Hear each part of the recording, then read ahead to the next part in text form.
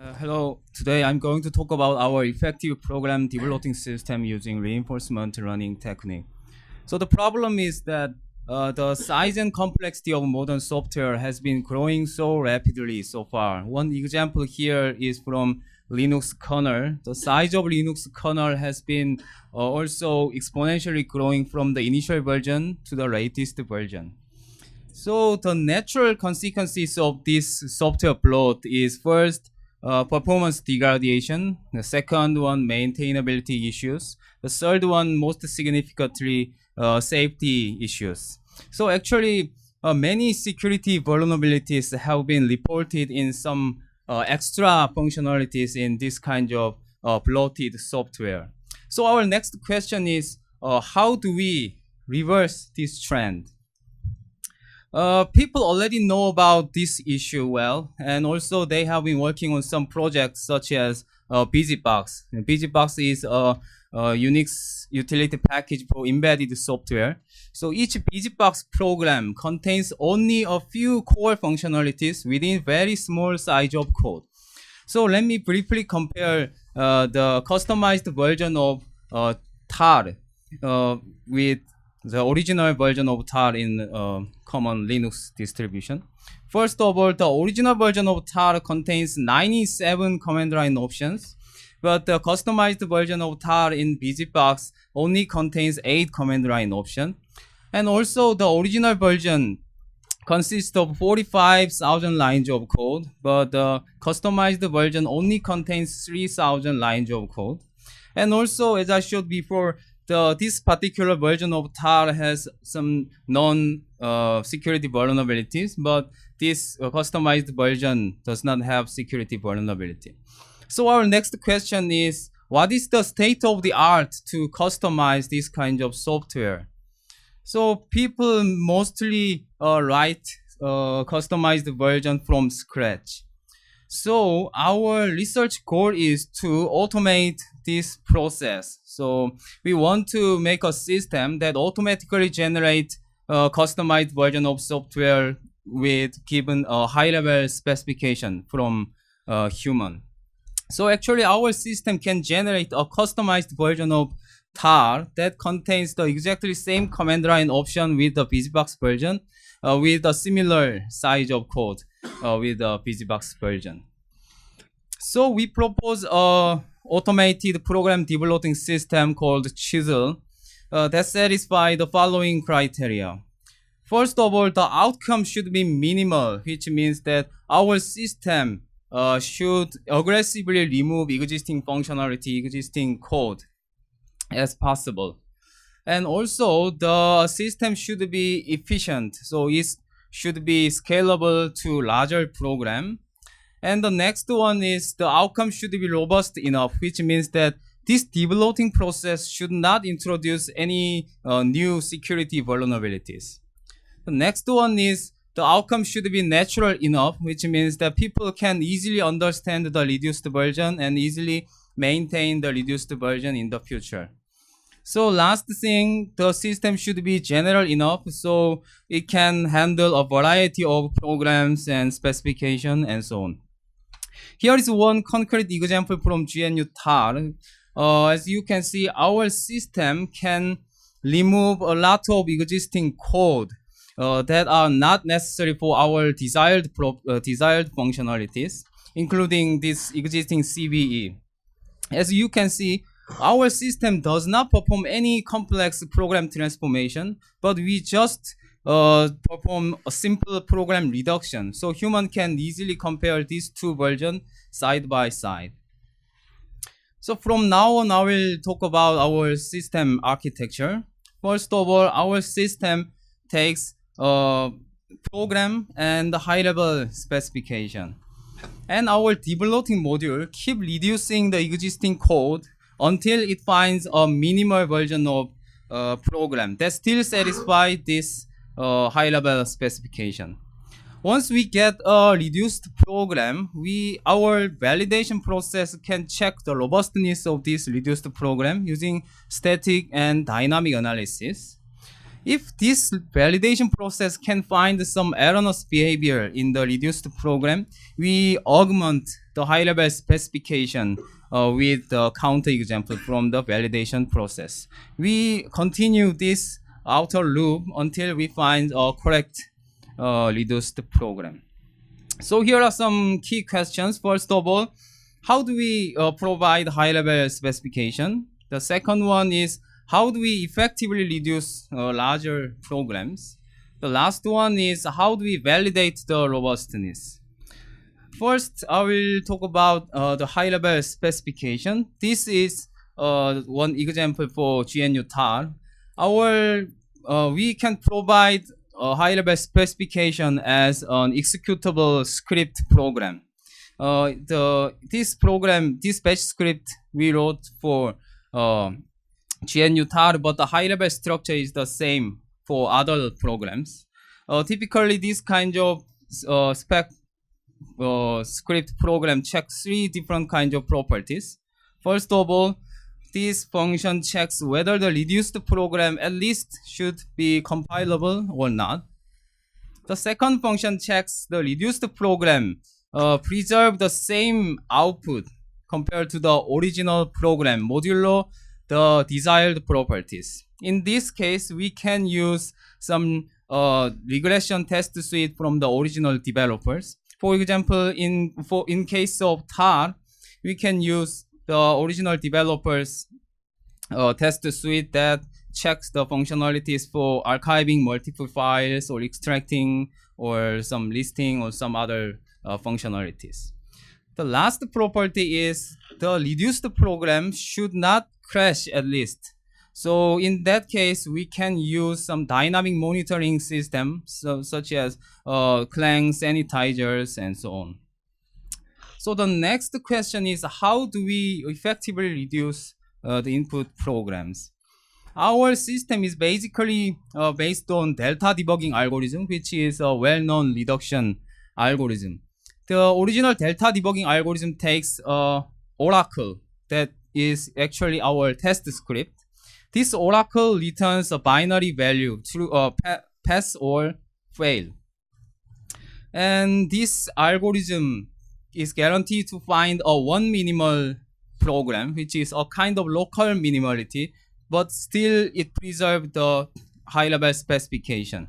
Theoretically, this algorithm is guaranteed to find this one minimal program within a polynomial time.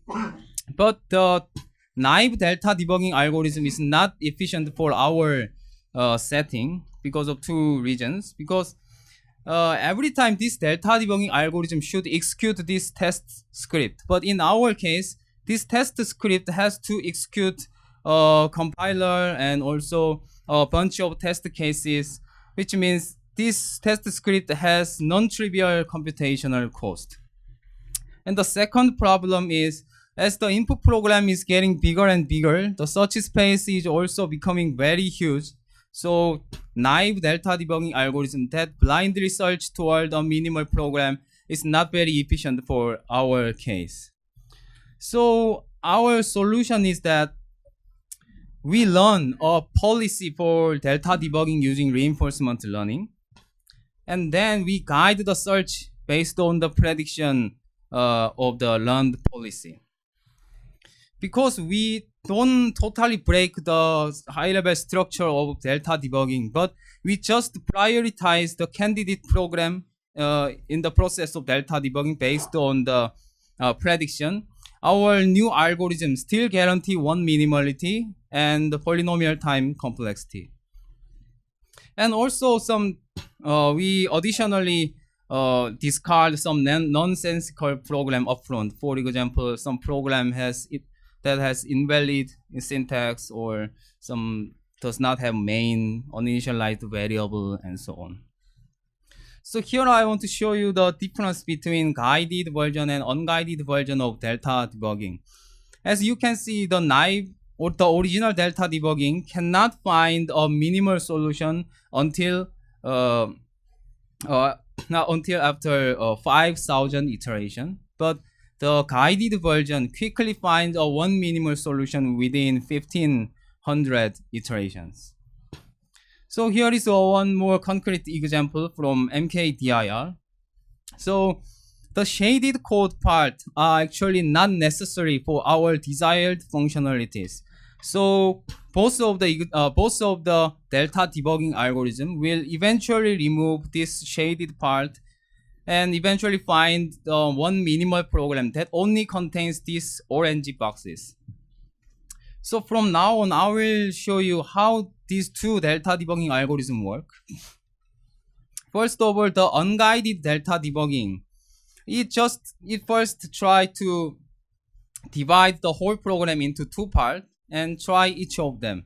In the first, it tries the first half, but the first half does not satisfy the oracle because it does not contain number 8, 12, 13. In that case, it blindly follow the next step. It try the second half, but the second half does not satisfy this oracle also.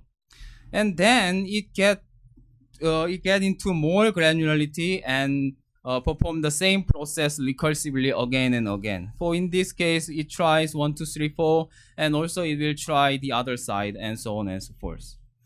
Eventually, it finds the first successful case after 16 iterations.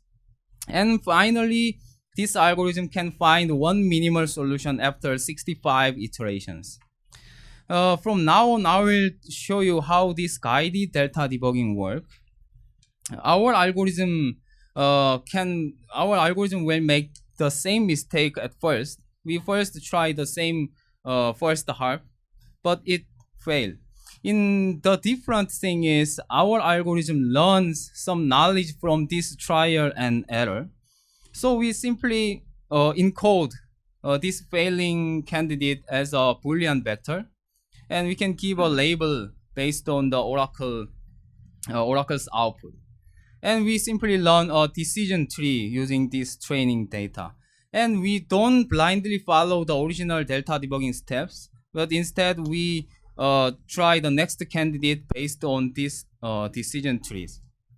So in that case, we will skip this number 2 and 3, and then we directly get into more granularity that satisfy this decision tree. But unfortunately, this candidate still does not satisfy the oracle. In that case, we can add this program into dataset and refine the decision tree again. And we keep doing this process again and again by defining the decision tree. And eventually, we can find the same, the first successful case only after 7 iterations. And finally, we can find the same minimal program only after 30 iterations for this example function. In total, globally, the unguided delta debugging can find a minimal program of MKDIR after 5,000 iterations. But in the new algorithm, we can find one minimal solution only after 1,000 iterations. So the next question is, how do we validate the robustness? So our system checks the robustness of the reduced program using static and dynamic analysis. We first run a sound static buffer overrun analyzer called Sparrow.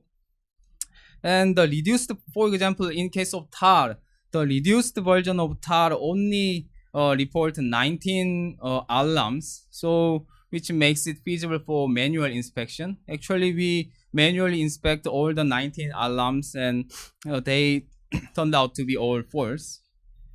And also, we run AFL for 3 days for each benchmarks. So in case of tar, we couldn't find any crashing input using AFL.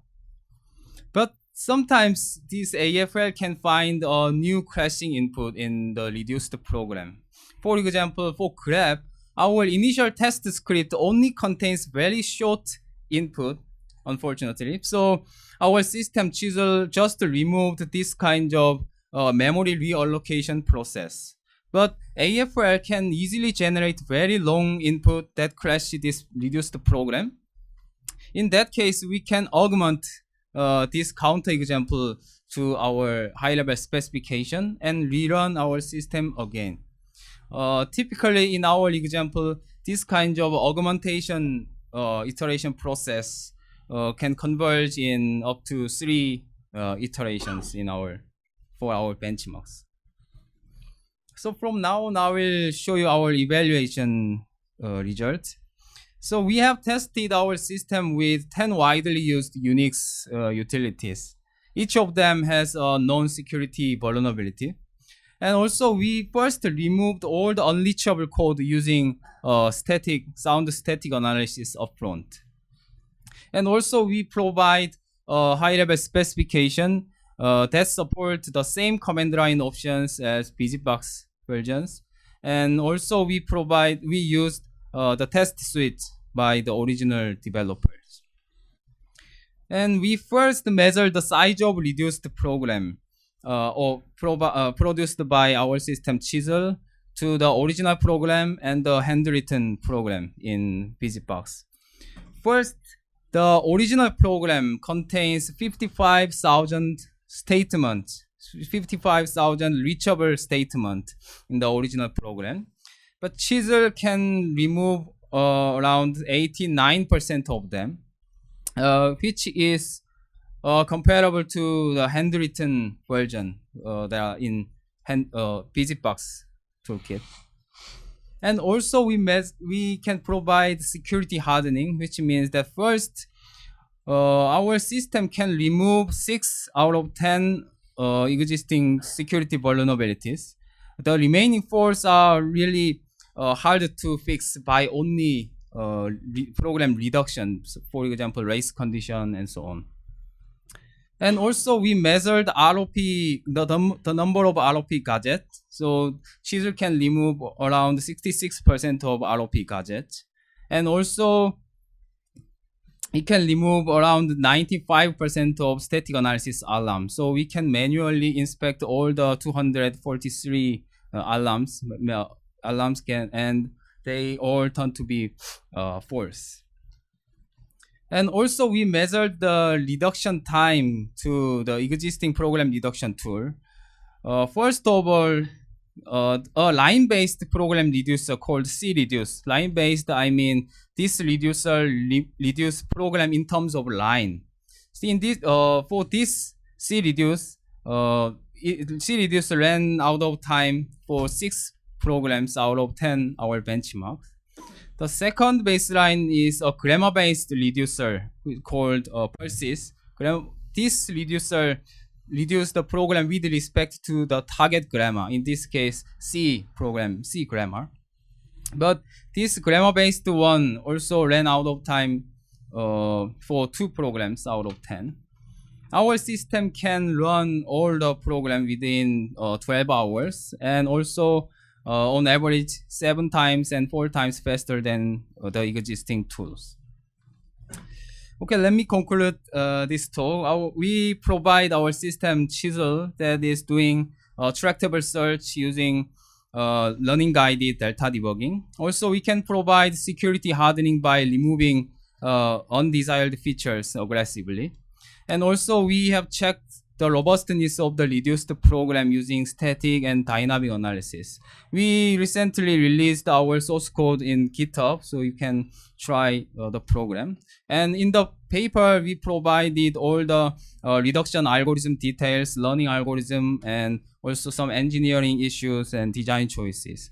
And our research is supported by ONR TPCP program. We appreciate that. Yeah, thanks.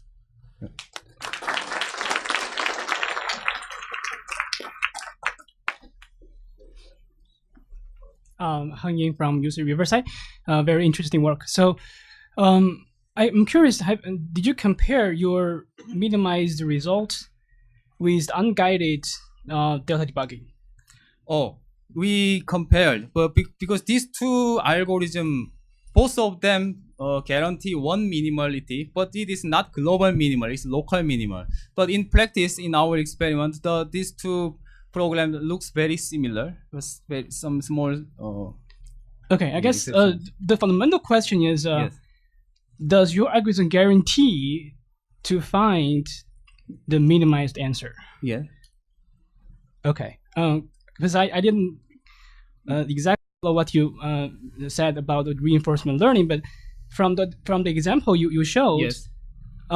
You start to make some decision before you find a good answer.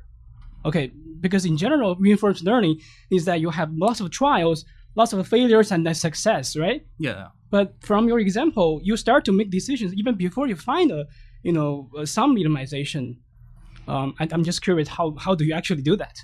Oh, this decision tree, because our reinforcement learning is a model-based reinforcement learning, because interacting with the outside environment itself is very costly. So we cannot try all the things during the iteration process, during the reduction process. So we learn a model that abstracts the behavior of the oracle. So this decision tree abstract oracle, and our learning is with respect to this decision tree, not the actual environment. In that case, we use the model-based reinforcement learning. Okay. So we simulate the real execution using this model that abstracts the real environment. Okay, I will read the paper. Yeah. Thanks. Hi, I'm Jun. I'm from Stevens Institute of Technology. So I saw in many of your cases, you removed a lot of checks. Yes. So I'm a little bit concerned with that because many checks are security checks, like boundary checks, which doesn't really affect the functionalities or the logics. Yes. And I also understand that you do static analysis in the fuzzing test. However, to my understanding, they're quite limited in the guarantee of security. Yeah. So my question is, have you looked at all the checks you have removed? Yes, I totally agree your point. That is our the most serious issue in our group. So we are currently actually working on this kind of issue. Current system is totally depending on the power of static analysis and dynamic analysis. So we want to develop some security guarantee mechanism by adding some assertions in the removed part of code. So I totally agree. This the current status is only depends on the validation process, but we are working on the security seriously. Yeah, thanks for that. I'm thinking of doing some differentiation analysis, like comparing the original version and also the new version to check whether they make a security difference. Yes. Man, I don't know whether that works. Yeah. Okay. Yep. Thank you. Thanks. Home from Georgia Tech. Same concern about the security. But you have answered that question. So my concern is how are you going to build the specification to make sure you cover all the test cases for the expected functionality? Oh, how do we specify the ideal Yeah, so in your example, I see for the tar example, you just zip the code and unzip, just to check whether the file exists or not. Even you didn't check the content of the file is consistent or not, right? Yeah, in this case, I just show you one example. So some other we have many test cases that actually checks the contents and. Okay, so how do you guarantee the coverage? Coverage? What do you mean? Of the functionality you want to keep.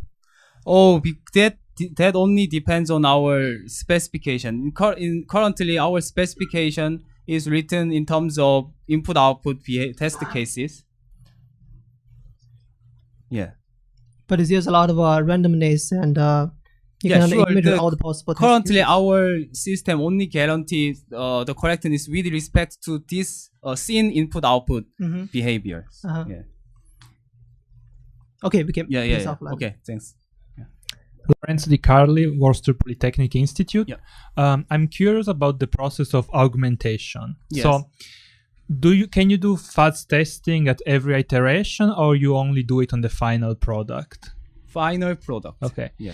So, in case you find an input that causes a crash, do you have to restart the minimization process from the beginning? Yeah. Okay. Yeah. So, can this create potentially high computation times for the minimization? Yeah, actually you are right. So in this case, we don't fully run AFF for 3 days, but in our experience, the erroneous behavior can be quickly found by AFL within 1 hour or less than 1 hour. In that case, we just quit the process and just augment after 1 hour, not 3 days. Yeah. Okay. Have you found situation where you have to repeat this whole process multiple times, or usually one round of fuzz testing finds? We typically up to 3 augmentations, but it is in our case 3 iterations are enough because it is not like a program synthesis, because we can easily recover the reduced code even with very small number of counter examples.